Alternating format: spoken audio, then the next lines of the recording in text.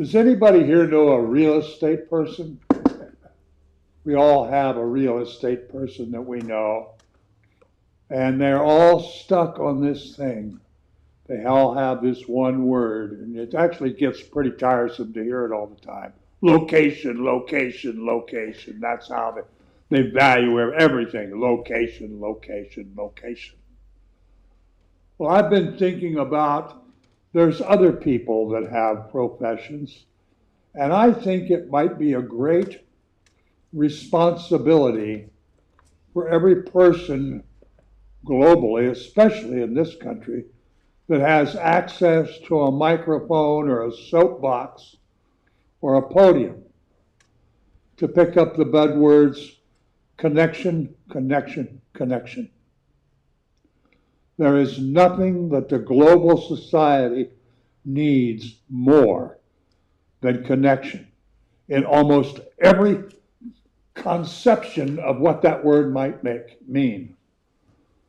Before yesterday, I was listening to a podcast with people that are supposed to know numbers. And they said that 22% globally of people at the age 30, 22% of them are not involved in any type of romantic relationship. There has never been a number like that in the history of humanity. We are disconnected from each other.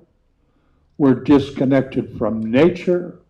We're disconnected from spirit, our source. And whatever we can do. Yesterday, most or all of you were at our Thanksgiving that the neighbors up the street wanted to do, and we made it bigger by having they wanted to rent all. I said, no, just to make it big. And we had a first-time family reunion Thanksgiving with people who were sort of disjointedly connected because they all found out about it one way or the other. That means we are actually all connected. And people sat with people they never knew. They had conversations. There was no bad family history, at least none that I'm aware of. And it was the energy in the room. There was no special yada, yada, yada, fadi, fadi. It was just real people being real under the guise, under the reason to celebrate Thanksgiving, eat food, and have fellowship together. And it was the vision of two people to be able to provide this for our community. And the real value of that vision is the fact that we became aware of family that we've been cohabitating with in this community forever, and we finally sat down and got a chance to meet a few of them. And we found out that we're all pretty likable folks. We can all get along and have a meal without fighting, without insulting, without being shamed or afraid. We can just sit down, have some food, and smile and say decent things to each other. And that leads me to think about what our purpose is here. It's about creating community. We've always strived to do that. Yesterday was a thing. Pancake breakfasts are a thing. The cabaret was a thing. All the different things we try just to expand our community, just not to get members, just to be part of our community. And I think this is a very unique place. I said last week that this is probably the only place that had church on the sign where you weren't told what to think. You were encouraged to think, whatever you want to think.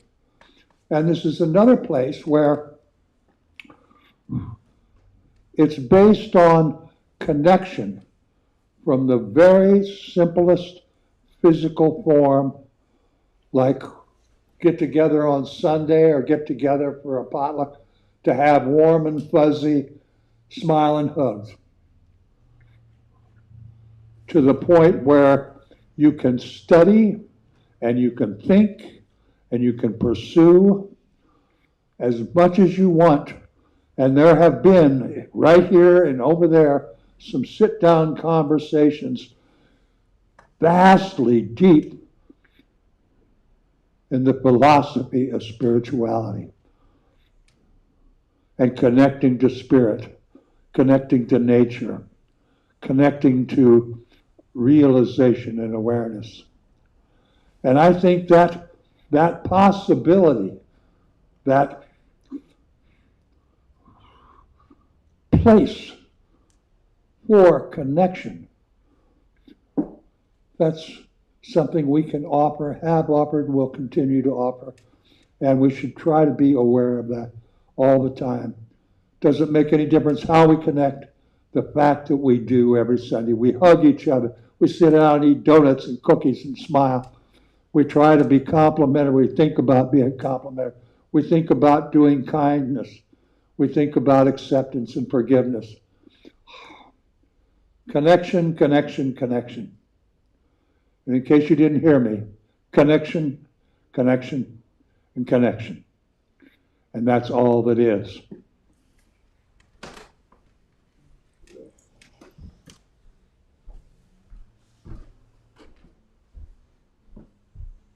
Well, that was really the mini message. I'm sorry, I messed up again.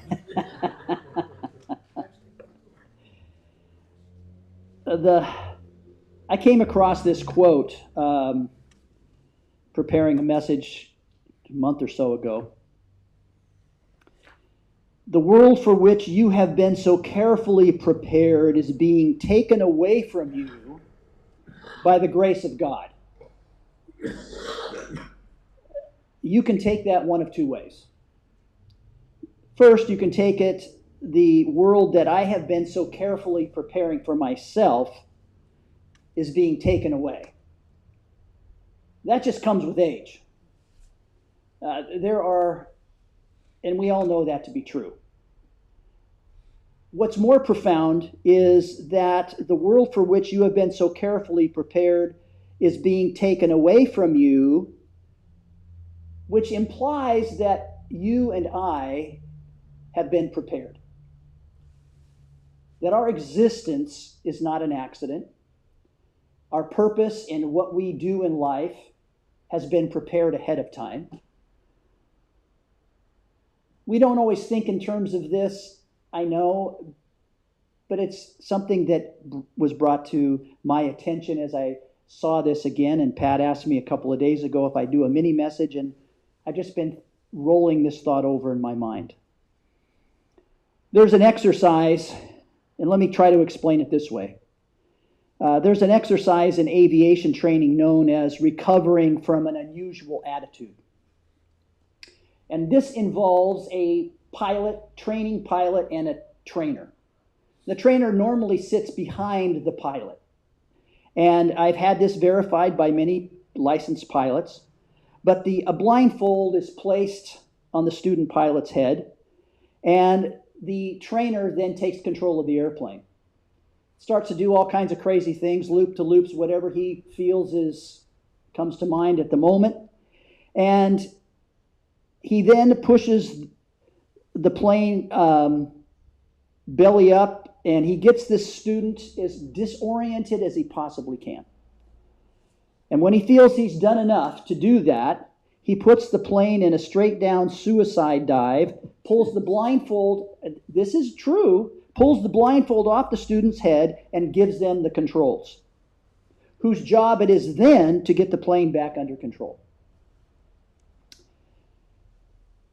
I think to begin to make sense of whether we refer to God as spirit, our words of connection here, or grace, most of us, and I say all of us, not most, all of us, have to recover from this unusual attitude, or a unusual attitude, which is basically our compulsion to gain control. Yet what we must first encounter, and this is what I mean by all of us, is loss of control. In this whole spiritual journey that we're on, losing control is something that's essential in every one of our paths. Some of us give up control. For most of us, it has to be ripped out of our hands, finger by finger. And we have to move from security to surprise, and this is a very painful transition. Beyond the fact that God is love itself, Spirit is love itself, this faith that we refer to, and there's no better way to put it as this word, has less to do with believing the right things. And as Pat alluded to, we can have and do have, and they are beneficial of having deep conversations about spiritual philosophy, spiritual experiences, sharing person to person, face to face, what Spirit is doing in our lives. But even more important, it's living that love that is really what Spirit is about. If you agree to carry and love what God loves, what Spirit loves, which is the good, the bad, and even the ugly, and to pay the price for its reconciliation within yourself, you are choosing the path of living the love of God, Spirit. Here's another quote that I came across. God will recruit as necessary from the human cast in order to record human history. Not everybody gets it. Not every family member gets it. Not every neighbor gets it. I can't explain why Spirit chooses some to open their eyes and others are left in the dark. But we know in our own lives this is true. The New Testament scripture refers to these people as leaven, salt, the remnant, the mustard seed that Spirit uses to transform the world. There are times, and I know that the days that we live in are times that we really feel like the odds are stacked against us. But it's never been any different. It's always been that way. One way to understand this faith does not mean that you are going to heaven and others are not. And I use heaven in a generic way here. But rather it means that you or I have entered into heaven much earlier and thus can see things in a transcendent, whole, and more healing way right now. I think we would all agree that hell is a place that we create. And heaven is too. There is something to look forward to, but we create heaven and hell right now on this planet, in this existence, in this reality that we live. I think the Catholic service, and I grew up in the Catholic Church, has done a great disservice about canonizing saints. Not that the people that are canonized as saints don't deserve it. But I think the difficulty here is that by doing so, we believe that saints are those that are elevated in some super spiritual level that only a very few people attain to. And I don't believe that is true. I believe that those people, as well as many, and I'm sure those many here in this room, are those who wake up while in this world instead of waiting for the next one. Spiritual, walking in Spirit, being in Spirit is about waking up. Waking up to the reality that Spirit is with us everywhere we go. And this is not an easy truth, because once the mind has been taken apart and reshaped in this way, they have to figure out how to fit back into a dominant worldview that's diametrically opposed to that. And so every time we gather on a Sunday, we are helping each other on this path to maintaining this mind and heart over the long haul is true spirituality. Or as Patrick just emphasized a few moments ago, connection, connection, connection. And this takes many daily decisions, many surrenders, many deaths, and not to mention a few good friends to keep you sane along the way.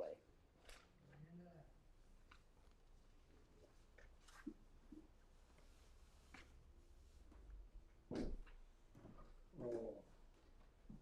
Thank you, Dick. On the bottom, you have a piece of my paper, I think. No, you don't. Never mind. Thank you. Well, good morning.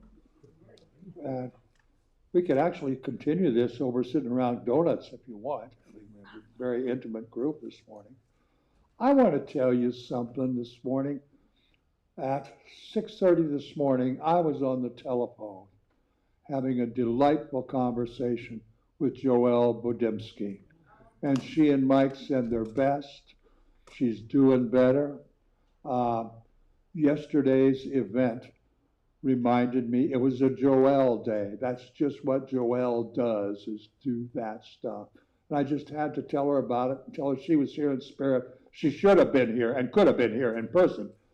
But anyway, they send their best and their love, and they might be seeing us before long. But I just wanted to pass that along. And we are going to change up a little bit how we do things. Since it's the board of directors of this organization that actually manages and maintains our schedule and the business and all that stuff, I started doing announcements back when I was board moderator 20-some years ago. And nobody ever wanted to do it, so I kept on doing it. But today that changes. From now on, our board moderator or the board representative will start making our announcements of what's going on. So without further ados and adon'ts, Mr. Meyer.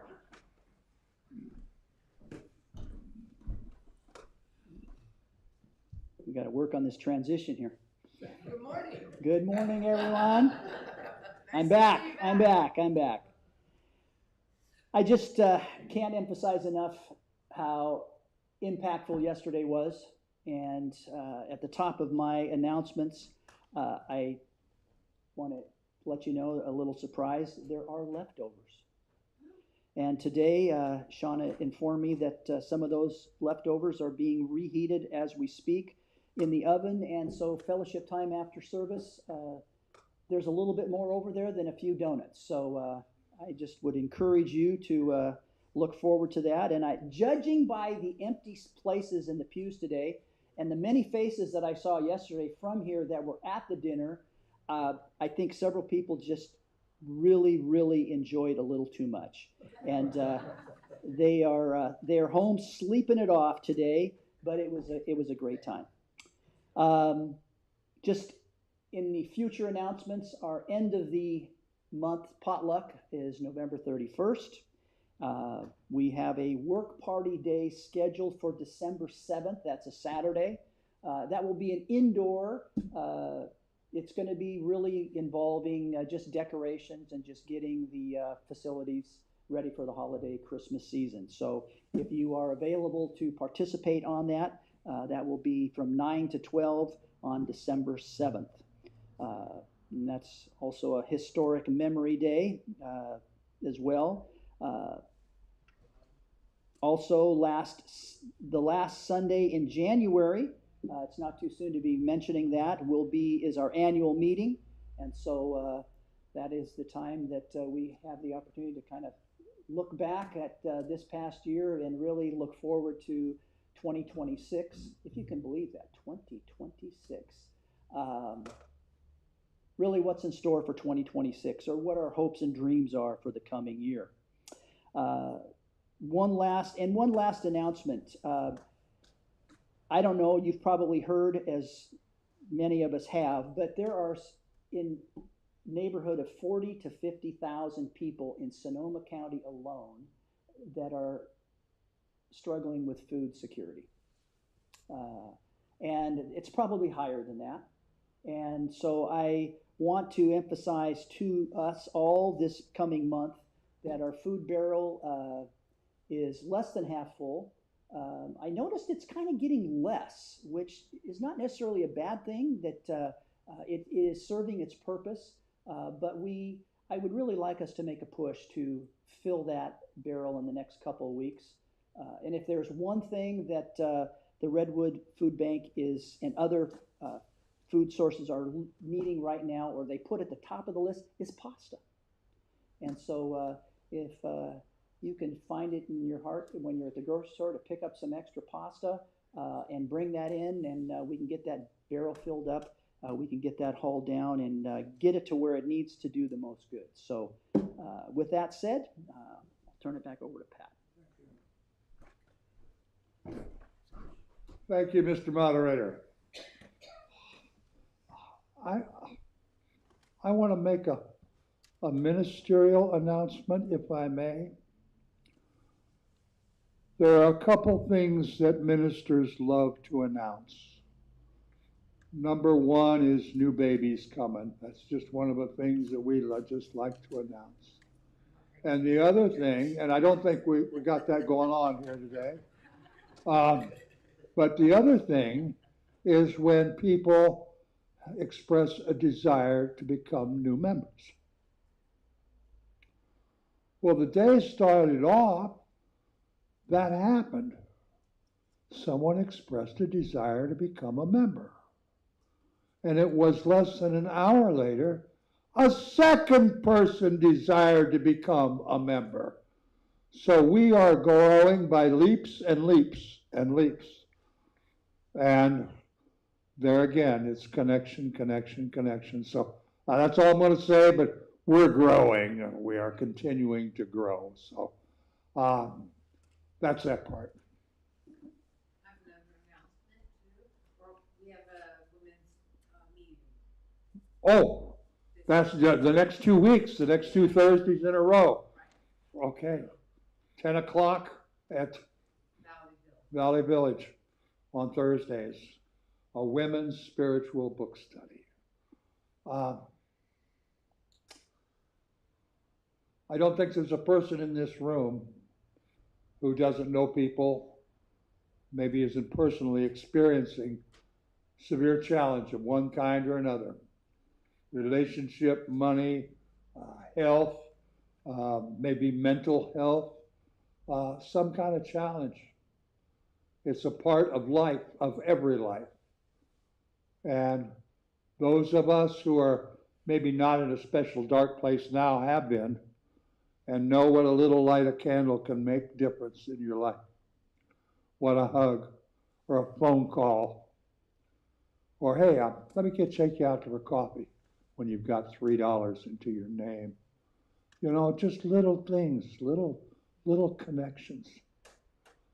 So this is a part of our service where we look inside and we think about those people we know and we say their name out loud, put it out there to the universe and the rest of this congregation.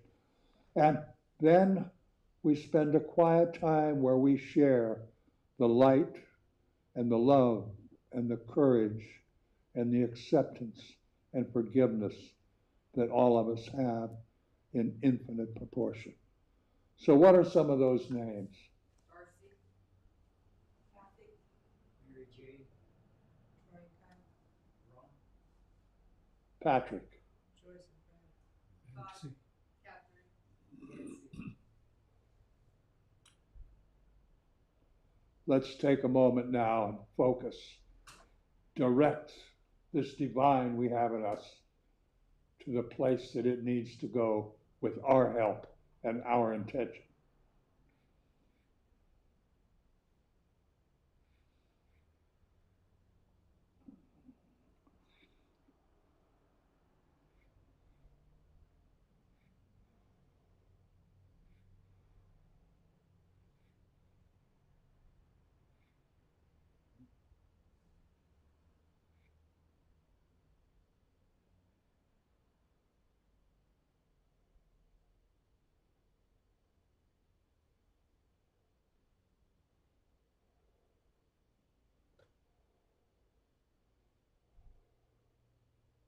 And we trust Spirit to bring about the highest good in all that is And so it is. Amen. This past Tuesday, our nation celebrated Veterans Day. I and my daughter are both veterans. There might be other veterans in this room. And that day is sometimes quite difficult for me. I don't know anyone who was more proud to serve their country and who is so disappointed in aspects of that. For years, we have valued and remembered and honored those who served this country and came to the defense of our democracy and well-being.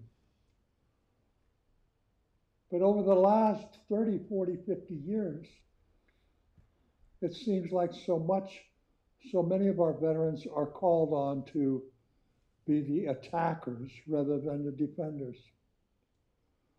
And I think that is caused by a consciousness of control, of fear and greed.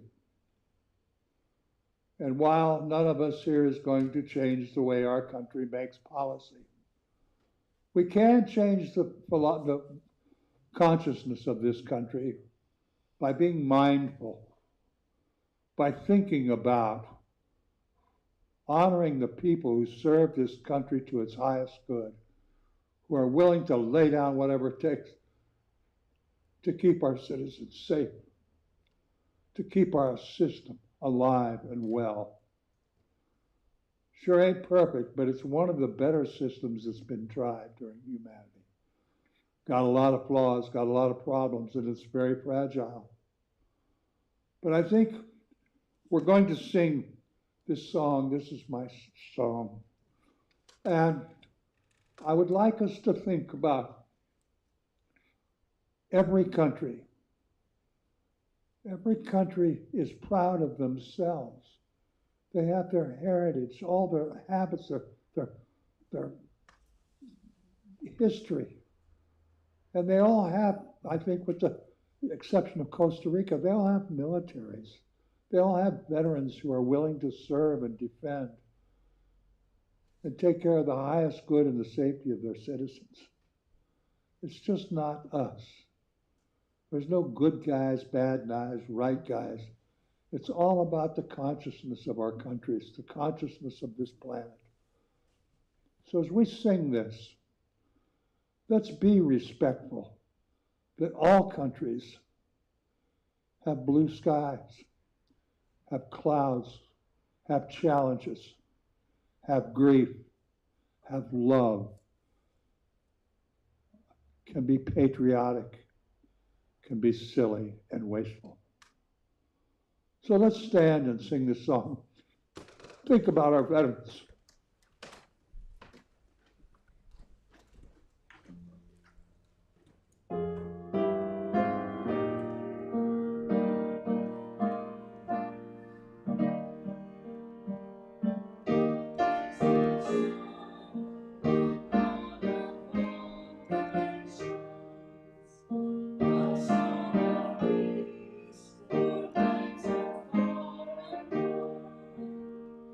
This is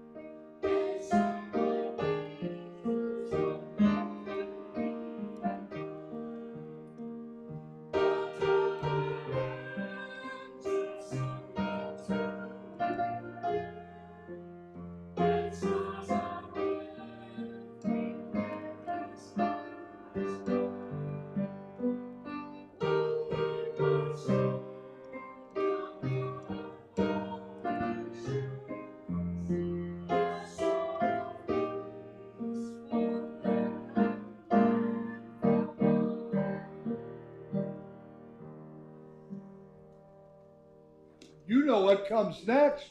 This is to greet each other, connect with each other in traditional Church of the Oaks fashion.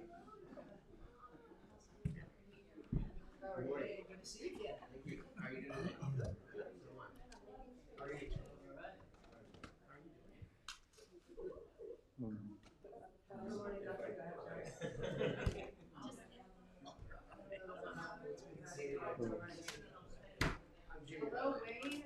Long time no see, my friend. So, why didn't you post something?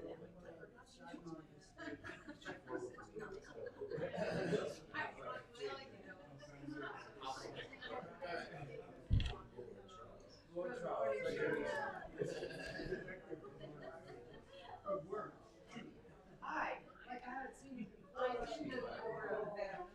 Oh yeah. Good to see you. I'll take a hug with you too. Yeah.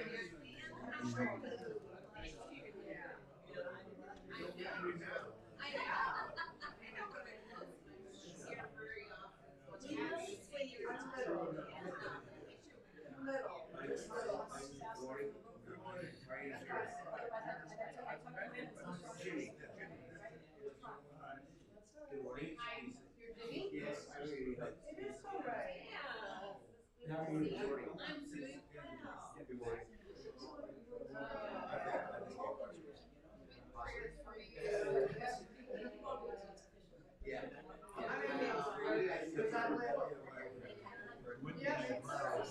What's that? It's windy as well. Yeah, it's cold, rainy, damp. Yeah. It wasn't very inviting after I had to go out and get donuts this morning. Oh my gosh. But that's all right. Somebody come give a shower. Nancy hates that.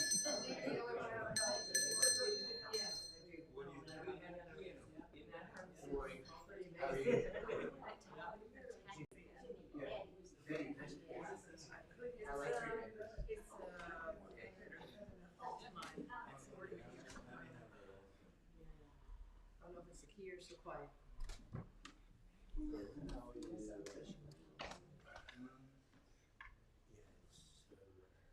It's hard.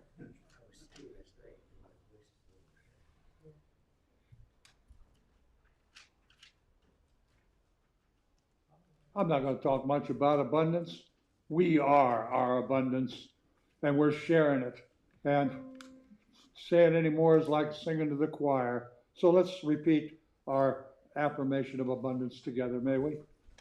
Gratitude is the key to the realization and manifestation of abundance. May we ponder that wisdom, Sarah.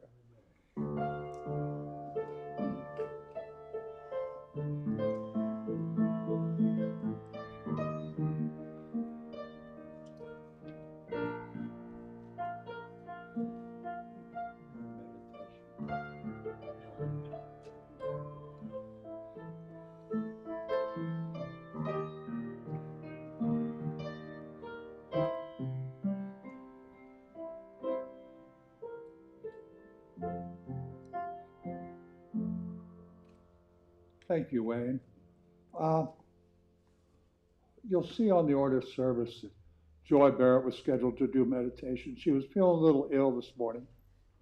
I asked Janet if she would do it. She said, yeah. But we've only got like 16 minutes to go. Would it be okay if we didn't do a meditation this morning? Because I got something I really want to say. And I really want it, and that's what I'm here for. So, a couple of things. I'm just going to start into it. You all know Catherine, whatever her last name is, Stewart. Catherine wants to come back to church, but there's something that prevents her from doing that. And it's the questions. Catherine has cancer. When she comes in, oh, Catherine, how are you doing? How do you think she's doing? Her hair's fallen out. She's lost 50 pounds. She's doing chemo and radiation. Ron's the same kind of way. How do you think Ron's doing? How about we consider being aware with the people who we know are under stress? Instead of asking them a question, they're tired of telling the story. They live it. They don't need to review it. How about just saying, it's so nice to see you. I'm here if you need me. Give them a namaste and back off. That changes the dynamic. It becomes aware of what their needs are instead of your need to say something and let them know, I see you, how are you? How do you think I am? They're here because they want to be. They're here because there's energy here, and they come for the energy, not the questions. They don't want to have to tell the story again. So may we keep that in mind going forward, that when people we know are challenged, we're glad to see you, I'm here if you need anything, and back off. Just let them say or do what they want, but just let them come and suck up the energy instead of answer the questions. That was one thing I wanted to talk about. Awareness. That's one of the key things for going forward. And I think so many times we are very aware of whether your hair looks nice, whether or not you're sitting by yourself instead of with somebody, with what you said. I heard what you said, and you were in a kind of a snarky mood when you said it. We get very aware of the less than desirables of other folks. We see that pretty much.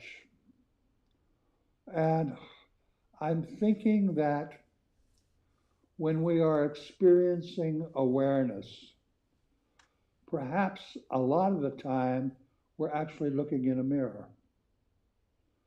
And I think we're spending our awareness and judgment and discernment, and maybe I can help you as a distraction to what the work that actually we could do on ourselves. I'm that way all the time. I'll pick up on somebody's negative, and it's actually the thing I despise in me that I'm judging through them. That way I don't have to be responsible. I can lock it all off on them. But I think that we need most right now in our lives to become more self-aware. In this world that has beaten us up physiologically, emotionally, has tried to condition us, brainwash us in every way you can be brainwashed. We really need to spend time on us. We really need to lock into this self-awareness. What do we need? What should be we working on? The rest of the world, that's their problem. I have a responsibility as a citizen of the world, but that responsibility can be best fulfilled if I'm the best that I can be. And I don't know a single one of us in here, unless you're holding back and not telling me something, that couldn't use some work. And I'm right at the front of the list.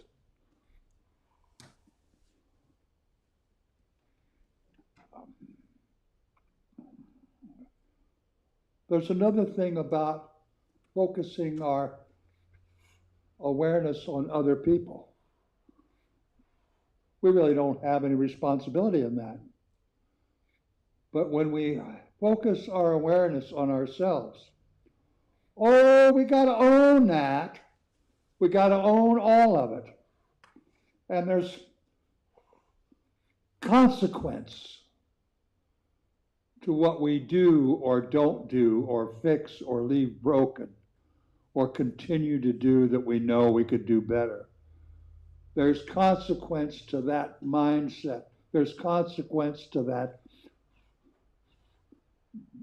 addiction activity, that addictive,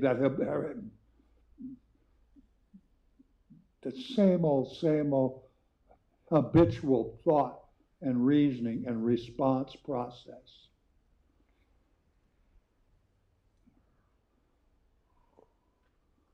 The first half of our lives,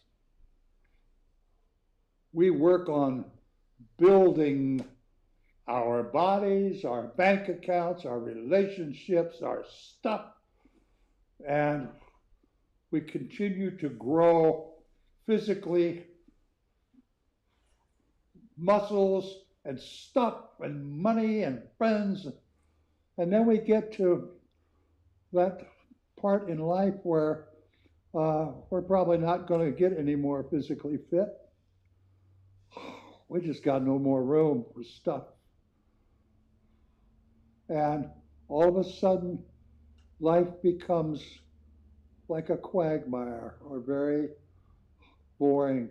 That's when all the change of life stuff starts happening. And we flounder a little bit. Sometimes we get bored, we have anxiety and stuff. But there are ways we continue to grow and mature. And most of those are in what we learn, expanding our knowledge, expanding our awareness, expanding some of our capacities of compassion, of understanding, of acceptance, of forgiveness. So many people, and I think all of us can own some of this, kind of live on our laurels. We thought about it this way, we got that down, I'm pretty comfortable. But life is just kind of the same old thing. It's Groundhog's Day, year after year. And there's a word that I love that maybe we could write on the refrigerator or write on the bathroom mirror. Stay curious. There is so much in this life, in this world, in this universe, we don't know squat about. How could we just sit here and just look for coupons in the paper on Wednesdays? Make sure there's enough toilet paper. How can we live in that small little world when there is so much amazing, interesting, phenomenal stuff going on? And it's okay to be curious. Are you ever going to be an expert? Oh, I don't know. Scientists have spent their lives being curious and learning, and they're the first ones to tell you they don't know squat. But their lives are growing. Their lives have value within their own self-respect areas. They aren't in a quagmire. They aren't in a lull. They aren't bored. They're excited. They're turned on by life. They're growing. Their capacities are growing. Their understandings are growing. And when you figure out something new, you see something new, all of a sudden you have new enthusiasm. You have a new passion. You find energy you didn't know you have to go learn more about this. There's a new museum I found. I want to go see it.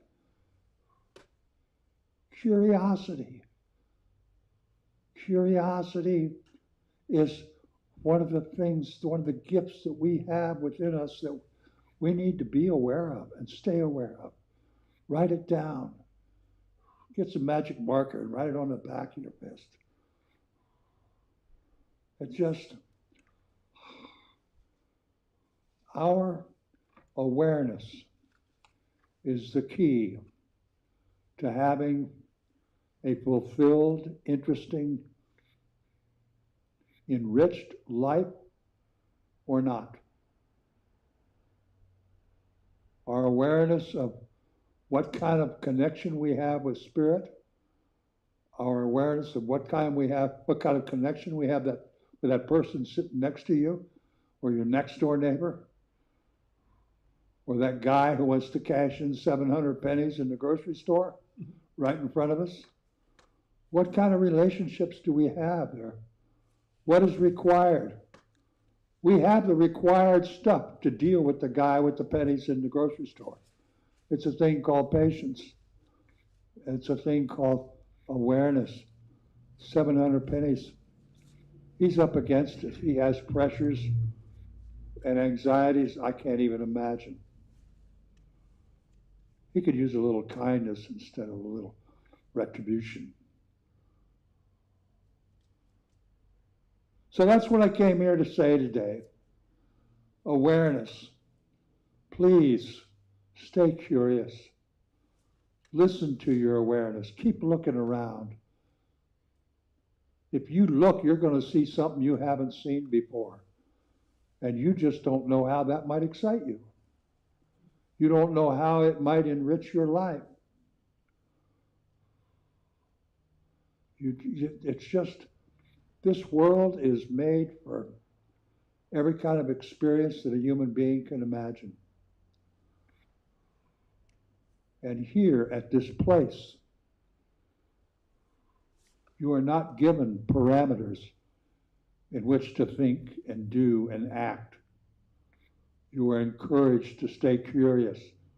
Expand your territory. What is it in the Bible, Dick? The prayer of Jabez, oh Lord, that you would grant me the power to expand my territory.